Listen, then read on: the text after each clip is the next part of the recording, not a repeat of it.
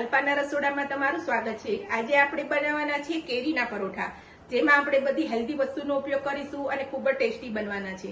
તો ચાલો ઝડપથી રેસીપી જોઈ લઈએ। તમે મારી ચેનલને સબસ્ક્રાઇબ કરજો, લાઈક કરજો, શેર કરજો। તો પરોઠા બનાવવા માટે મેં અહીંયા બદામ કેરી લીધી છે। તમારે તોતા કેરીનો ઉપયોગ કરવો હોય તો પણ કરી શકો છો। થોડી કડક કેરી હોય એવી લેવાની છે અને એની આપણે છાલ ઉતારી લેશું। તો આપણે મેં કેરીને ધોઈ લીધી હતી અને પછી છોલી અને હવે આપણે છીણી લેવાની છે અને એની સાથે આપણે જવના લોટનો, ઓટ્સ અને ઘઉંનો લોટ એનો ઉપયોગ કરવાના છે, જેથી આપણા પરોઠા એકદમ હેલ્ધી બનશે। તો આવી કડક કેરી હશે તો તમારે એને આવી રીતે છીણી લેવાની છે। ઝીણી છીણી હોય એનાથી છીણી લેવાની છે આ રીતે।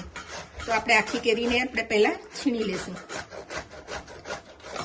તો આપણે કેરી છીણાઈ ગઈ છે, એને આપણે સાઈડમાં રાખી દઈશું અને આપણે જે ઓટ્સ લીધા છે એને આપણે મિક્સરમાં ક્રશ કરી લેવાના છે। તમે લોટનું પ્રમાણ તમારે જેટલા પરોઠા બનાવવા હોય એ પ્રમાણે તમે કરી શકો છો। બધું સરખા ભાગે લઈ લેવાથી આપણા પરોઠા સારા બનશે। તો હવે આપણે એને ક્રશ કરી લઈશું। તો આપણા ઓટ્સને ક્રશ કરી લીધા છે આપણે, તો એને પહેલા એડ કરી દઈશું આમાં।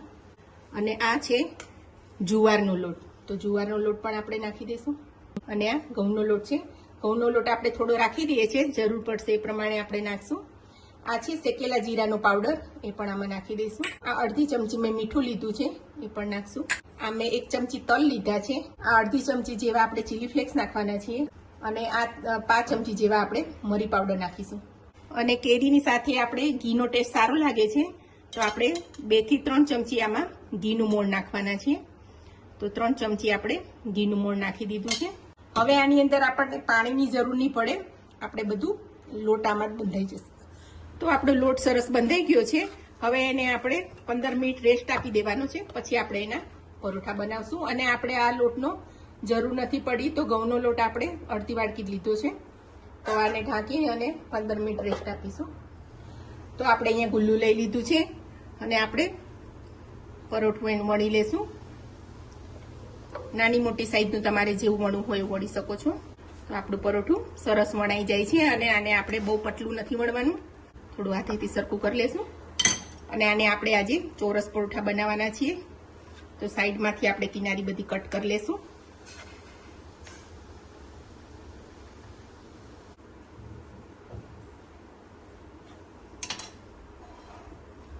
તો આપણું પરોઠું તૈયાર છે। હવે આને આપણે શેકી લેવાનું છે। તો આપણી લોઢી ગરમ થઈ ગઈ છે, આપણે થોડું ઘી લગાડી દઈશું એમાં અને આપણું પરોઠું એમાં નાખી દઈશું। ટર્ન કરી લઈશું એકવાર। આપણા કેરીના પરોઠા છે તો ઘીમાં સારા લાગે છે, એટલે હું ઘીમાં શેકું છું। તમારે જો તેલનો ઉપયોગ કરવો હોય તો પણ કરી શકો છો। આ પરોઠા ખૂબ જ ટેસ્ટી લાગે છે, બાળકોને ટિફિનમાં આપીએ તો પણ ખાવાની મજા આવે છે અને નાના મોટા સૌને ભાવે છે અને ખૂબ જ હેલ્ધી છે, કારણ કે આપણે આમાં જુવારનો લોટ અને ઓટ્સ નાખ્યા છે, કેરી નાખી છે, બધી હેલ્ધી વસ્તુનો જ આપણે ઉપયોગ કર્યો છે। થોડું ઘી મૂકી અને આપણે શેકી લેવાનું છે। તો આપણું પરોઠું તૈયાર થઈ ગયું છે।